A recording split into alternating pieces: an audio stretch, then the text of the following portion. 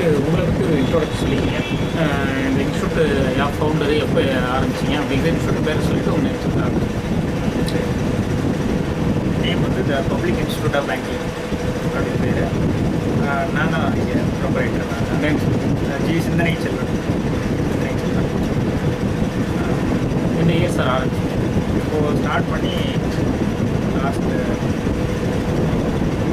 2006 start பண்ணிட்டோம். Okay sir. இப்போ எப்படி சார் இப்போ எஜுகேஷன் இந்த இப்போ இன்ஸ்டியூட் ஃபீல்டில் எப்படி உங்களுக்கு நாலேஜ் எப்படி என்ட்ரா நீங்கள் அந்த ஐடியா எப்படி வந்தது? சார் நான் இப்போது வந்துட்டு என்னோட கிராஜுவேஷன் அப்படின்னு பார்த்தீங்கன்னா பிஎஸ்சி மேத்தமெட்டிக்ஸ், எம்எஸ்சி மேத்ஸ் படிச்சுட்டேன். அப்புறம் எம்சிஏ முடித்தேன். ஒரு காலேஜ் ஆஃப் டெக்னாலஜி படித்தேன். அங்கே வேலை அங்கே ஒர்க் அங்கே இருந்துட்டு கேம்பஸ் இன்டர்வியூவில் செலக்ட் பண்ணி நான் பெங்களூர் வேலைக்கு போனேன். வேலைக்கு போனதுக்கப்புறம் அங்கே வந்து சாஃப்ட்வேர் ஃபீல்டில் அந்தளவுக்கு எனக்கு ஒரு விருப்பம் இல்லை. கவர்மெண்ட் ஜாப் வேணும் அப்படின்னு சொல்லிட்டு விருப்பப்பட்டு இங்கே வந்தோம். என் ஃபாதரு, என்னோட சிஸ்டர் எல்லாமே கவர்மெண்ட் ஜாப் பண்ணுறாங்க. ஸோ அதனால நானும் கவர்மெண்ட் வந்துருப்பேன் அப்படின்னு சொன்னதுனால நான் இங்கே வந்து ஸ்டார்ட் பண்ணி இங்கே வந்து நான் படித்தேன். ஒரு சென்டரில் படிக்கும் போதே நிறைய கற்றுக்கிட்டு ஸோ அந்த சமயத்தில் என்னோட இங்கே எனக்கு எடுத்த சாருக்குலாம் வேலை கிடச்சிச்சு. வேலை கிடச்ச உடனே நான் இங்கே நல்லா படிக்கிறேன்றதுனால என்னை கிளாஸ் எடுக்க சொன்னாங்க. ஸோ அப்படி நான் என்ட்ரானது தான் அந்த ஃபீல்டு. Okay sir. இப்போ பேங்கிங் எப்படி சார் செலக்ட் பண்ணீங்க? எவ்வளவோ இப்போ டிஎன்பிசின்னு எவ்வளோ இருக்குது, பேங்கிங் மட்டும் பர்டிகுலர் எடுக்கிறது? பர்டிகுலராக நான் பிஎஸ்சி மேத்தமெட்டிக்ஸ் படிச்சிருந்ததுனால எனக்கு கொஞ்சம் ஆர்வம் அதிகம் சார். நான் அங்கே ஸ்கூலிங்ஸ்லேயும் நல்ல மார்க் இதில் மார்க் எடுத்திருக்கேன். அதே மாதிரி காலேஜ் ஃபஸ்ட்டு நான் இந்த இதில் மேக்ஸில். ஸோ அதனால் பேங்கிங் ஃபீல்டு இது எஸ்பெஷலி எனக்கு நல்லா வரும் அப்படிங்கிறது தெரியும். மேக்ஸ் ஃபுல்லாகவே இருக்கும், ஃபுல்லாக ரீசனிங் மேத்தமெட்டிக்ஸ் அப்படிங்கிறது அந்த ஐக்கியம் எனக்கு கொஞ்சம் அதிகம். டிஎன்பிஎஸ்சி கம்பேர் பண்ணும்போது இது ஈஸி, ஸ்பெசிஃபிக் சப்ஜெக்ட்டு.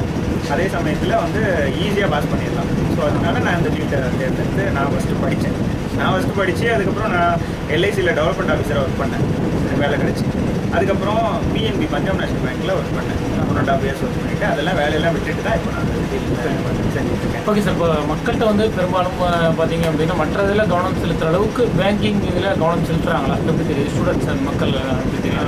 இந்த சமயத்தில் இந்த ஒரு லாஸ்ட் 3 yearsல பேங்கிங்கு தான் அதிகம் கவனம் செலுத்துகிறாங்கன்னு சொல்கிறாங்க. இங்கே படிக்கிற ஸ்டூடெண்ட்ஸ் வந்து மேக்ஸிமம் பிஇஎம்இ தான் அதிகம். பிஜி ஸ்டூடெண்ட்ஸு அதுலேயும் எஸ்பெஷலி பிஇஸ் தான் 80% சொல்லுவோம்.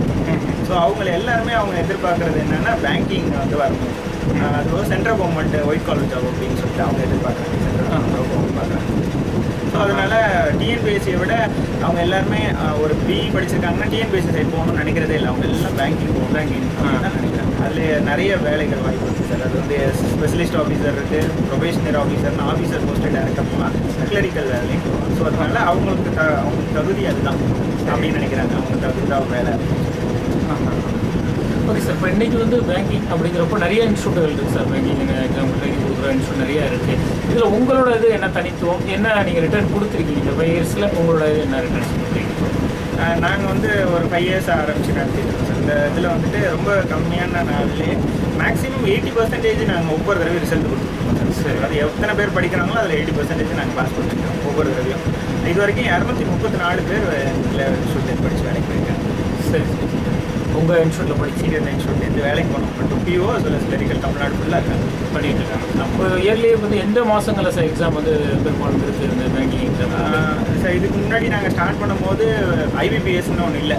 எல்லாம் தனித்தனி இண்டிவிஜுவல் ரெக்ரூட்மெண்ட் எடுத்துகிட்டு இருந்துச்சு. அதுக்கப்புறம் தான் ஐபிபிஎஸ் வந்துச்சு. இப்போ 2010 தான் ஐபிபிஎஸ் வந்துச்சு. இப்போ ஒரு 4வது ஐபிபிஎஸ் CW4 அப்படின்னு சொல்லி சொல்லுவாங்க. அந்த 4வது எக்ஸாமினேஷன் அப்படின்னு பார்த்தீங்கன்னா இந்த 3-4 வருஷத்தில் வந்து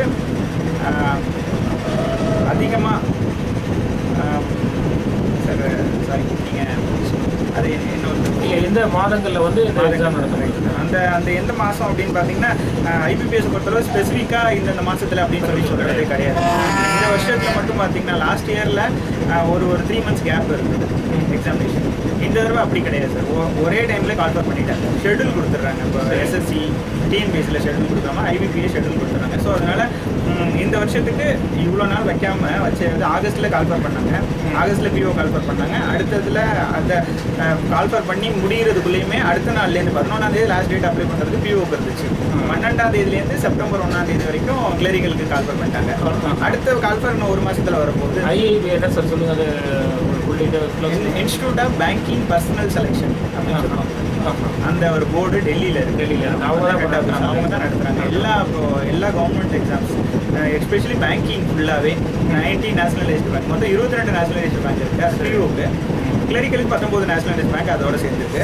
இது இல்லாமல் எஸ்பிஐ தனியாக எக்ஸாமினேஷன் வச்சுக்கிட்டு இருந்தாங்க, எஸ்பிஐ அசோசியேட் பேங்க். இப்போ அதையும் ஐபிபிஎஸ் தான் பண்ணிட்டு இருக்காங்க. ஆமாம், அதுதான் பண்ணுறாங்க. அதே சமயத்தில் இப்போ இன்சூரன்ஸ் செக்டர், எல்ஐசி, இப்போ அவங்க டெவலப்மெண்ட் ஆஃபீஸர், ஏஏஓ எல்லாமே இப்போ ஜிஐசி ஜென்ரல் இன்சூரன்ஸ் கம்பெனிஸும் ஐபிபிஎஸ்ல கொடுத்தாங்க. ரொம்ப ஜென்வனாக நடத்துகிறாங்க.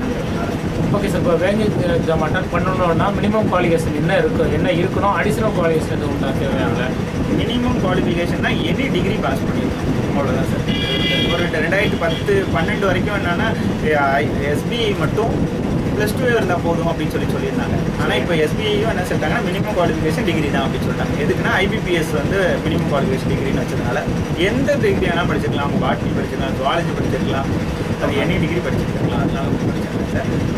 அது இல்லாமல் அடிஷ்னல் குவாலிஃபிகேஷன் அப்படின்னா அவங்க கம்ப்யூட்டர் நாலேஜ் இருக்கணும். பேசிக்காக ஒரு TCA diploma in computer application அப்படின்னு சொல்கிறது ஒரு பேசிக் கோர்ஸ் வந்து ஒரு 6 months கோர்ஸ் ஆகுது. ஏதாவது கம்ப்யூட்டர் சென்டரில் படிச்சிருக்கோம். அது வந்து எசென்ஷியல் குவாலிஃபிகேஷன். அது இருந்தால் மட்டும்தான் பேங்க் போகணும். அந்த சர்டிஃபிகேட் கண்டிப்பாக வேலைக்கு போகும்போது தேவை. அந்த சர்டிஃபிகேட் இல்லைன்னா அவங்க அந்த வேலைக்கு எடுக்க மாட்டாங்க. ஓகே சார், இந்த காலேஜ் இருந்து நீங்கள் என்ன ட்ரைனிங் கொடுக்குறீங்க? உங்களோட இதில் என்ன ட்ரைனிங் கொடுக்குறீங்க? நாங்கள் இப்போது இந்த இதில் பார்த்தீங்கன்னா வந்து நாங்கள் இந்த எக்ஸாமினேஷன் கண்டக்ட் பண்ணுறதுக்கு வந்து ஒரு 5 செஷன் இருக்குது. எப்போதுமே அதில் வந்துட்டு ரொம்ப கோர் சப்ஜெக்ட்னு சொல்கிறது குவான்டிடேட்டிவ் ஆப்டிடியூட் அப்படிங்கிற ஒரு விஷயம். அது அப்புறம் ரீசனிங் ஒன்று, அப்புறம் English, general awareness with special reference banking industry அப்படின்னு சொல்கிறாங்க, அது ஒன்று. அப்புறம் அடுத்தது வந்து கம்ப்யூட்டர் அவேர்னஸ். இது எல்லாத்துக்கும் ஸ்பெசிஃபிக்காக இது நாங்கள் சொன்னது வந்து ஓவராலாக அவங்க சிலபஸில் கொடுக்குற விஷயம். இதுக்கு உள்ள நிறைய விஷயங்கள் இருக்குது. அது எல்லாத்தையுமே நாங்கள் ட்ரைனிங் சொல்லிக் கொடுத்து examination how to face examination with ஷார்ட்கட்ஸோட ரொம்ப சீக்கிரத்தில் எப்படி போகிறது அப்படிங்கிறத பாஸ் பண்ணுற வச்சுட்டு நாங்கள் எல்லாம் முயற்சி பண்ணுறோம். இதுதான் நாங்கள் செஞ்சுட்ருக்கோம். ஆன்லைன் ப்ராக்டிஸ் கொடுக்குறோம். வந்து எப்படி அவங்களுக்கு வந்து ஃபர்தராக எப்படி எக்ஸாமினேஷன் இருக்கும். ஏன்னா இது வரைக்கும் இந்த ரூரல் பீப்புளுக்குலாம் ஆன்லைனில் எப்படி எக்ஸாமினேஷன் எழுதுறதுன்னு தெரியாது. ஸோ அதையும் உங்களுக்கு நாங்கள் ப்ராக்டிஸ் பண்ணுவோம். ஓகே சார், இப்போ நீங்கள் ட்ரைனிங் கொடுக்குற உங்கள்கிட்ட உள்ள டீச்சர்ஸ் எக்ஸ்பீரியன்ஸ் உள்ளவங்க அவங்கள பற்றி சொல்லுங்கள். எங்களோட எக்ஸ்பீரியன்ஸ் பார்த்தீங்கன்னா அவங்கெல்லாம் ஒரு 3 years எக்ஸ்பீரியன்ஸ் சொல்லுவாங்க. அவங்க இந்த எஸ்பெஷலி அவங்களுக்கு பேங்கிங் வேலைக்கு போனவங்களும் நாங்கள் இங்கே வந்து ஸ்டாஃபாக வச்சுருக்கோம். ஆல்ரெடி நல்லா படிச்சிருந்தாங்க, அவங்களாம் வேலைக்கு போனவங்க. ஸோ இதே மாதிரி இப்போ என்னை மாதிரியே சர்வீஸ் மைண்ட் உள்ளவங்க அவங்களாம் வந்து நான் எப்படி இந்த டீச்சிங் ஃபீல்டில் ரொம்ப ஆர்வம் இருக்கிற மாதிரி அவங்களுக்கு அனுபவம் ஜாஸ்தி, ஆர்வமும் இருக்கிறதுனால அவங்களுக்கு டைம் கிடைக்கும் போதெல்லாம் இங்கே வந்து எடுத்துகிட்டு போயிட்டு இருக்காங்க. ஃபுல்லாகவே நான் எடுப்பேன். ஒரு பர்மனெண்ட்டாகவே வந்து ஸ்பெசிஃபிக்காக வந்து இங்கிலீஷ் அப்படின்னு சொல்கிறதுக்காக இங்கிலீஷ்னு ஒரு ஸ்டாஃப் கொடுத்துருக்கோம். அது ஏன்னா அவங்க வந்து அதுக்கு இங்கிலீஷ் படிச்சிருக்கவங்களா இருக்கும். அந்த அளவுக்கு நல்லா தெளிவாக சொல்லி கொடுக்குறவங்க இங்கிலீஷ் மட்டும் வச்சுருக்கோம். மற்றபடி எங்களோட ஸ்டாஃப்ஸ் எல்லாமே 3 years மினிமம் 3 years எக்ஸ்பீரியன்ஸ். இப்போ இயர்லி வந்து எந்த சீசனில் சார் இன்ஸ்டியூட்டில் வந்து அட்மிஷன்னாக்கா எந்த மாதம் கொஞ்சம் அட்மிஷன் போடுறீங்க? இல்லை கால்ஃபார் பண்ணதுக்கப்புறம் இன்ஃபார்ம் பண்ணுறீங்களா? அப்படி சார் கால்ஃபார் பண்ணதுக்கப்புறம் தான் இப்போ வந்து இப்போ இந்த வருஷம் பார்த்தீங்கன்னா கால்ஃபார் இன்னைக்கு வரைக்குமே நிறைய எக்ஸாமினேஷன் நடந்துச்சு. எஸ்பிஐ எஸ்ஓ நடந்துச்சு, எஸ்பிஐ ஸ்பெஷலிஸ்ட் ஆஃபீஸர், அடுத்தது எஸ்பிஐ பிஓ நடந்துச்சு, எஸ்பிஐ கிளரிக்கல் நடந்துச்சு, அடுத்தது ஐபிபிஎஸ் பிஓ இப்போது நடக்க போகுது. அதுக்கு முன்னாடி IBPS RRB regional rural bank அப்படின்னு சொல்லுவாங்க. அதில் பிஓவும் கால்ஃபார் பண்ணிட்டாங்க, அசிஸ்டன்ட் கால்ஃபார் பண்ணிட்டாங்க. இப்போ எக்ஸாமினேஷன் நடந்துருக்கு. அது இல்லாமல் வந்து ஆர்பிஐ அசிஸ்டன்ட் கால்ஃபார் பண்ணியிருந்தாங்க. அது இப்போ எஸ்பிஐ ஐபிபிஎஸ் கிளரிக்கல் கால்ஃபார் பண்ணி இப்போ எக்ஸாம் டிசம்பர் மாதத்தில் நடக்கும்போது அடுத்ததுக்காக இப்போது இன்னொன்றும் இப்போது வரப்போ, அதாவது SBI associate bank PO call for பண்ணியிருக்காங்க. 18ஆம் தேதி தான் லாஸ்ட் டேட் அப்ளை பண்ணிட்டு. ஓகே சார், இப்போ எவ்வளோ நாள் ட்ரைனிங் எடுக்கணும்? எவ்வளோ நாள் எடுக்கணும்? இப்போ சமீபத்தில் அறிவிப்புனா இப்போ டிசம்பரில் வர்றது தான் பேங்கிங்கா? வேறு எதுவும் நடுவில் எக்ஸாம் வருதா சார்? அதுக்கப்புறம் இந்த இது தான் சார் இப்போக்கி இப்போ ப்ரெசென்ட்டில் இதான் இருக்குது. அடுத்தது டிசம்பரில் கால்ஃபார் வரப்போகுது. எதுக்குன்னா ஐபிபிஎஸ் நடத்துகிற SO specialist officer 90 national industrial பேங்க்கு ஸ்பெஷலிஸ்ட் ஆஃபீஸர்ஸ் எடுக்க போகிறாங்க. அது பிப்ரவரி மாதம் 15ஆம் தேதி எக்ஸாம் வச்சுட்டாங்க. இப்போ எவ்வளோ நாள் சார் ட்ரைனிங் எடுக்கணும் இருக்காங்க? மினிமம் 3 months இருந்தால் போதுமானது.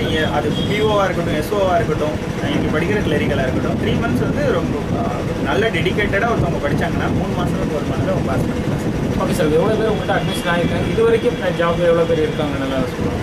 எதாவது பேங்கில் இருக்காங்க கிட்டத்தட்ட எங்கள்கிட்ட ஒரு 600 மெம்பர்ஸ் இது வரைக்கும் நாங்கள் கிளாஸ் பண்ணியிருக்கேன். 500 ப்ளஸ் 500 ப்ளஸ் இருக்காங்க. நான் வந்து 234 பேர் வேலையில் இருக்காங்க. எந்தெந்த பேங்கிங் சார் இருக்காங்க? State Bank of India, Canara bank PO இருக்காங்க, ஐஓபி பிஓ இருக்காங்க, இந்தியன் பேங்க் பிஓ இருக்காங்க. இதுல எல்லாம் பிஓஸ் அதிகமாக இருக்காங்க. அவங்கெல்லாம் எஸ்பெஷலி அவங்க ப்ரிஃபரன்ஸ் கேட்குறதே இந்த பேங்க்லாம் தான். அதனால அவங்க மேக்ஸிமம் அந்த மாதிரி பேங்க்ல இருக்காங்க. மற்றபடி எல்லா பேங்க்லேயுமே இருக்காங்க சார். தேனா பேங்க்ல இருக்காங்க, வந்து யூகோ பேங்க்ல இருக்காங்க ஸ்டூடெண்ட்ஸ். அவங்க ப்ரிஃபரன்ஸ் படி எல்லாத்துக்குமே கொடுத்துருக்காங்க. பஞ்சாப் நேஷனல் பேங்க்ல இருக்காங்க. இப்போ லாஸ்ட்டு வெனஸ்டே ஒரு 2 வாரத்துக்கு முன்னாடி இங்கே ஐஓபியில் தான் 2 பேர் ஜாயின் பண்ணாங்க. அவங்களுக்கு வெயிட்டிங் லிஸ்ட்டில் கிடைச்சிச்சு. Okay sir. இப்போ இதுக்கான கல்வி கட்டணத்தை ட்ரைனிங் இன்ஸ்டியூட்டுக்கான இது வந்து சர்வீஸ் சார்ஜுங்கிறது எப்படி சார் பண்ணுறீங்க? எவ்வளோ பண்ணுறோன்னா இப்போ நாங்கள் வந்து 8,000 ருபீஸ் வந்து பிஓக்கு எஸ்ஓ ஆஃபீஸருக்கு எஸ்பெஷலி 8,000 ருபீஸ் வாங்கிடுவோம். பேமெண்ட் சொல்லுவோம். ஆமாம் சார், 3 months. அப்புறம் அது இல்லாமல் நாங்கள் கிளரிக்கலுக்கு 7,500 ருபீஸ் சார்ஜ் பண்ணிடுறோம். எதுக்காக இவ்வளோ சார்ஜ் நாங்கள் பண்ணுறோம் அப்படின்னு பார்த்தீங்கன்னா, நாங்கள் 3,500 ருபீஸ் மெட்டீரியல் நாங்கள் கொடுக்குறோம். அப்படியே அவங்க கொடுத்ததில்ல. இது ஒரு சர்வீஸ் ஓரியன்டாகவும் பண்ணிக்கிட்டு தான் சார். அது ரொம்ப மணி மைண்டடாகவே இல்லை. நாங்கள் மேக்ஸிமம் அவங்களுக்கு ரிட்டர்ன் கொடுத்துருவோம். 3,500 material, study material, practice set நாங்களே எங்களோட ஓன் மெட்டீரியல் ப்ரிப்பேர் பண்ணி தரோம் sir. Class hours sir, class hours வந்து 2 பேட்ச் வச்சுருக்கோம். மார்னிங் பேட்ச்சு வந்து 9:30லேருந்து 1 o'clock வரைக்கும் இருக்கும். ஈவினிங் வந்து 5:30 to 8:30, எஸ்பெஷலி அவங்க ஒர்க்கிங் பீப்புளுக்காக, as well as அப்புறம் பிஜி ஸ்டூடெண்ட்ஸ்க்காக அவங்களாம் படிக்கணும்னு நினச்சாங்கன்னா அதுக்காக நாங்கள் ஈவினிங் பேட்ச் வச்சுருக்கோம். Okay sir. இப்போ நீங்கள் எல்ஐசி மற்ற பேங்க்லலாம் உங்களுக்கு ஜாப் கிடச்சி அதை இது பண்ணிட்டு பண்ணிட்டு இந்த மாதிரி சொல்ல வச்சுருக்கீங்க. இதில் வந்து ஒரு திருப்திகரமான மகிழ்ச்சி இருக்குது. அவங்களுக்கு எப்படி ஃபீல் பண்ணுறீங்க? இதில் தான் சார் எனக்கு ரொம்ப திருப்தி இருக்குது. நிறைய பேர் வேலைக்கு அனுப்பிச்சதில் ரொம்ப ஒரு பெரிய விஷயம். அவங்களோட குடும்பம்லாம் இன்னும் வரைக்கும் ஏதாவது ஃபங்க்ஷன்னா எங்களை அந்தளவுக்கு இன்வைட் பண்ணுறாங்க. ரொம்ப ஒரு இங்கே வந்து தான் வேலைக்கு போகணும் அப்படிங்கிற ஒரு ரொம்ப சந்தோஷம். அதில் எங்களுக்கு ரொம்ப மகிழ்ச்சி ஜாஸ்தியாக. எனக்கும் டீச்சிங் ஃபீல்டு ரொம்ப பிடிக்கும். அந்த டீச்சிங் ஃபீல்டில் அதுவும் நான் ஏதோ ஒரு தானோன்னு ஏதோ ஒரு காலேஜில் போய் 10ஓட 11 இல்லாமல் நாங்கள் உருவாக்கிட்டு இருக்கோம். ஏன்னா பிஇ படிக்கிறாங்க, எம்இ படிக்கிறாங்க, அவங்களுக்கு அதுக்கெல்லாம் வேலை கிடைக்காது. எங்கள்கிட்ட படிக்கிற 2-3 மாதம் கோர்ஸுக்கு தான் வேலை. அப்போ அந்த வேலையை வாங்கி கொடுக்கும்போது இன்னும் ரொம்ப சந்தோஷமாக இருக்குது. எங்களுக்கும் அந்த பேர் வெளியிலையும் நல்லா இருக்குது. Okay sir. இப்போ பேங்கிங்கோட இருக்கிறீங்களா, வேறு அடிஷ்னலாக ஏதாவது கோச்சிங்ஸ்? பேங்கிங் ப்ளஸ் இல்லை சார், நாங்கள் வந்துட்டு இன்சூரன்ஸ் கம்பெனிஸ்க்கு எடுத்துருக்கோம். இன்சூரன்ஸ் எஸ்பெஷலி அசிஸ்டன்ட் போஸ்ட்டு, இங்கே கிளரிக்கல்னு சொல்லுவாங்க, அங்கே அசிஸ்டன்ட் சொல்லுவாங்க, அவ்வளோ வித்தியாசம். அப்புறம் டெவலப்மெண்ட் ஆஃபீஸர் எல்ஐசியில், அது இல்லாமல் வந்து ஏஏஓ அசிஸ்டன்ட் அட்மினிஸ்ட்ரேட்டிவ் ஆஃபீஸர். அவங்க ஜென்ரல் இன்சூரன்ஸ்க்கும் நடத்துகிறோம். யுனைடெட் இந்தியா, நியூ இன்சூரன்ஸ், அப்புறம் ஓரியன்டல் இன்சூரன்ஸ் கம்பெனி, அதெல்லாம் ப்ளஸ் எல்ஐசி. என்ன சார் ஃபியூச்சர் பிளானிங் என்ன சார் உங்களுக்கு? இந்த ஃபியூச்சர் பிளான் இதே அப்படியே நாங்கள் தஞ்சாவூரில் வச்சு இதிலே இன்னும் நிறைய பேரை அனுப்பணுங்கிறது தான், வேலைக்கு அனுப்பணும். மற்றபடி வெளியிலலாம் ஃப்ரான்ச்சைஸ்லாம் கொடுக்குற மாதிரி ஐடியா இல்லை. உங்களுக்கு இந்த ஃபீல்டில் ரோல் மாடல் அப்படின்னு யாரும் சொல்லுவாங்க? எனக்கு என்னோட ஆசிரியர் சார் சுப்பிரமணியன் சார் பேர், அவங்கள்ட்ட தான் நான் கற்றுக்கிட்டேன் முதல்ல.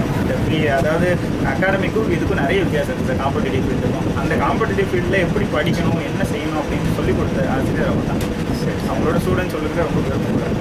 Okay sir. உங்களோட கான்டாக்ட் நம்பர் சார்? 944-288-6767.